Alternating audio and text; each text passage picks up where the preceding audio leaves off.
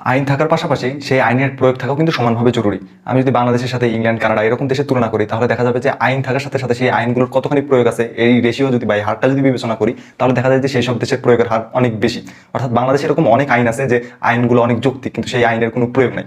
তো ইংল্যান্ডের ক্ষেত্রে দেখা যায় যে উল্টা বিষয়টা, ইংল্যান্ড, কানাডা এরকম দেশের ক্ষেত্রে উল্টা বিষয় দেখা যায় যে অনেক আগে হয়তো 1800 সালের দিকে কোনো একটা আইন করা হয়েছে, সেই আইনটা বর্তমান ক্ষেত্রে প্রযোজ্যই না, বা যারা আইন শৃঙ্খলা নিয়ন্ত্রণ বাহিনী আছে তারাও আইনের বিষয়ে ওয়াকিবহাল না।